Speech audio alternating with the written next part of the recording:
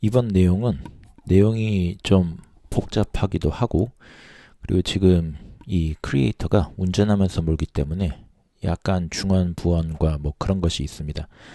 그래서 제가 좀 정리해서 그리고 내용도 좀 쉽게 의역을 하는 부분이 꽤 있으니까 예, 그 점 참고 부탁드립니다. 오늘은 화웨이 자율주행 대회에서 우승자가 왜 고속도로에서 사고가 났는지에 대하여 얘기 한번 나눠보도록 하겠습니다. 자세한 내막을 알 길은 없으니 현재 알려진 내용만으로 분석을 해보도록 하겠습니다. 레이더가 최고라고 하잖아요. 그런데 왜 전방에 멈춰있는 차와 충돌을 하게 되었을까요? 여기서 누군가는 테슬라는 괜찮냐고 물어볼 수 있는데 그 부분은 저는 제가 직접 겪어본 적이 없기 때문에 뭐라고 확답을 드릴 수는 없습니다.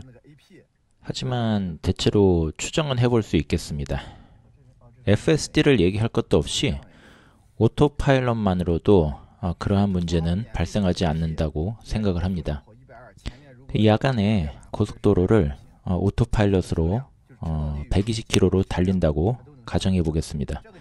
물론 야간이나 대낮이나 차이는 없습니다. 그리고 이것과 같은 상황에 테스트를 했었던 유명 유튜버가 찍은 영상이 있고 여러분도 보셨을 겁니다. 테슬라는 전혀 문제가 없었었지요. 근데 왜 이번에 화웨이 차량 같은 경우는 고속에서 멈추지 못하고 그대로 앞차를 들이받았을까요? 물론 그러고 보니 120km로 그대로 돌진한 게 아니라 60인가 70으로 감속을 하긴 했지만 어쨌든 충돌을 하였고 차량은 완파되어 폐차가 되었습니다. 그런데 정말 이상하지 않습니까? 이론적으로는 이런 상황이 발생하면 안 되는데 말이지요. 카메라뿐만이 아니라 라이다도 있고 레이더도 있지 않습니까? 게다가 긴급제동 시스템도 있습니다. 그러니까 차량 제어 시스템이 두 개나 같이 작동되고 있다는 것입니다. 테슬라 같은 경우는 오토파일럿이거나 FSD거나 둘 중에 하나지요. 그러니까 테슬라 같은 경우는 고속도로에서 120km로 달리다가도 천천히 전방에 차량이 있을 때 천천히 멈추지 급정거를 하지 않습니다. 예를 들면 1987654321 이런 식으로 멈추지 10에서 1로 바로 멈추질 않지요. 그 이유는 테슬라의 오토파일럿은 차량 운전 시 보다 주도적 판단을 합니다. 장애물을 발견하면은 오토파일럿은 천천히 멈추지요. 그런데 왜 긴급제동은 오토파일럿과 다를까요? 긴급제동 같은 경우는 오토파일럿과 달리 많은 자유도를 줄 수가 없습니다. 긴급제동도 오토파일럿과 같이 설정은 할 수 있지만 현실적으로는 그렇게 할 수가 없지요. 왜 그러냐면 긴급제동을 그렇게 설정을 할 경우 또 다른 문제가 발생하기 때문입니다. 만약에 오토파일럿처럼 민감도를 올려버리게 되면은 제가 그 앞차를 추월하기 위해 가속을 해요. 추월하게 될 경우 이 차량의 긴급제동이 너무 민감하게 작동을 하게 되면은 그것을 충돌 위험으로 감지하고 급정거를 하게 됩니다. 그렇기 때문에 이런 식으로 설정을 하게 되면은 이 차량이 수시로 급정거를 하게 되죠. 사람이 운전할 때도 수시로 작동하고 그리고 자율주행 중에도 수시로 작동하게 되겠지요. 그래서 민감하게 설정을 할 수가 없습니다. 운전자는 제대로 운전을 하고 있지만 긴급제동 시스템은 지금 운전자가 추월하려고 붙는 것을 충돌 위험으로 볼 수 있다는 것이지요. 고속도로에서 추월하려고 가속을 하면서 전방과 측방의 차량 사이로 진입을 하는데 갑자기 멈춰버리게 되는 것이지요. 좌측 후방에 차량이 있고 전방에 차량이 있을 때 전방 차량을 추월하려고 바짝 붙어서 좌측 차선에 진입을 하는데 긴급제동이 작동을 해버리는 바람에 뒷차 충돌을 하게 될 수 있습니다. 이런 사례 엄청 많습니다. 영상도 무척 많지요. 그래서 긴급제동을 미리미리 할 수가 없습니다. 얘기하다 보니 주제를 벗어났는데 원래 하려던 얘기로 돌아가도록 하겠습니다. 왜 레이더가 장착된 자율주행이 정상적으로 제동을 하지 못했을까요?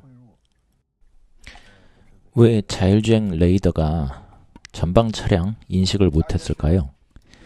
그 세상에서 제일 뛰어나다고 하는 화웨이 자율주행의 레이더의 해상도가 192에 1000입니다. 대략 이렇게 그려볼 수 있겠습니다. 가로 대비 세로가 1대5가 되겠네요. 그러면 20만 화소가 되겠지요? 화소가 너무 낮아요. 테슬라가 500만 화소 정도 됩니다.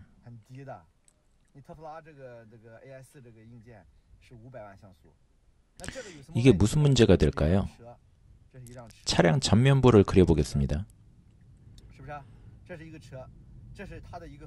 위에 사각형을 레이더가 보는 시야이고 이 점이 차량의 이 점이 레이더가 장착된 위치입니다. 이 점이요. 이 레이더에서 이렇게 80에서 100도 정도로 뻗어나갑니다. 레이더가 차량 전면 이 유리 위쪽에서 앞쪽으로 레이저를 쏘지요. 이 각도 내에 있어야 레이더로 볼 수가 있습니다. 대략적으로 그렇습니다. 지금 현재 상황을 예로 들면 이 동그라미가 제 차이고 이 앞에 노란 택시가 지금 이 레이더가 보고 있는 그림의 사각형 범위 안에 있는 것이지요. 이 사각형 안에 20만 개의 레이저 점으로 저 택시가 표현됩니다.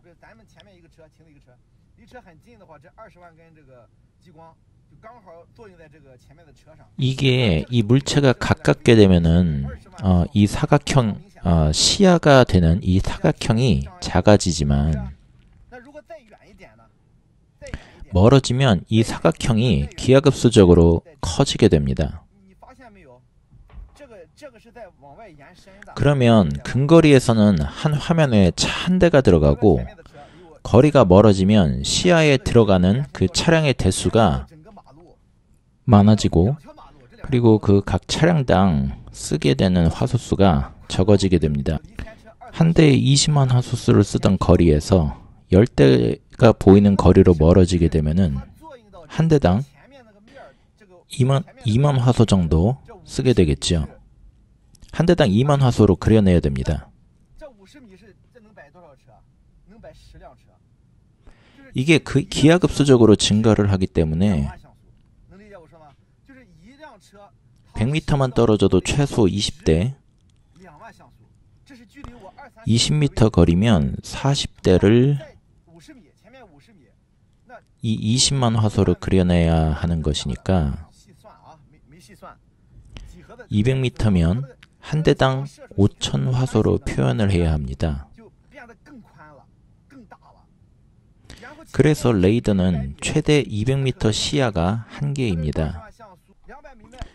게다가 전방 물체가 이번 사고 차량처럼 특수 차량이나 화물 등으로 후방이 평면이 아니라면 쏘아진 레이더 신호가 무규칙하게 굴절이 되어서 제대로 돌아오지를 않습니다.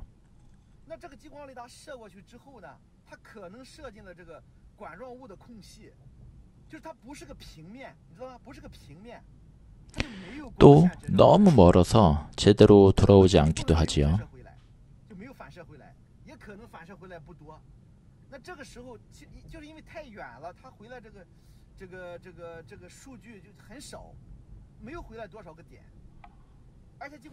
이뿐만 아니라 레이더는 또 다른 문제점도 갖고 있습니다. 바로 프레임이 너무 낮다라는 것입니다. 레이더 프레임이 10에서 20 정도 되는데 1초에 10장에서 20장의 화면을 그려낸다라는 것입니다. 최대 20프레임이라고 가정을 하면 시속 120km의 경우 1초에 33.3m를 가니까 20프레임일 때는 1.67m 그리고 10프레임이면 3.3m를 프레임당 이동을 합니다. 그러면 200m를 이동하는 동안 10프레임이면 60장을 그리게 됩니다. 사람의 눈은 프레임이 동시입니다. 빛의 속도이기 때문이지요. 여러분, 120프레임과 60프레임 핸드폰 화면 차이 느끼시나요? 그 차이에 3배에서 4배의 차이가 됩니다.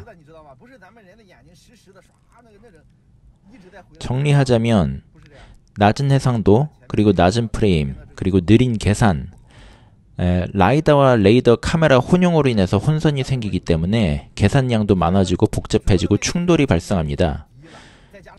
그러면 테슬라와 비교하게 되면 어떻게 될까요?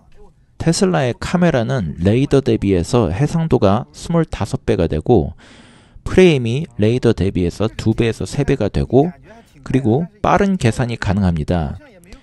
고성능 컴퓨터에다가 카메라로부터 단일 데이터로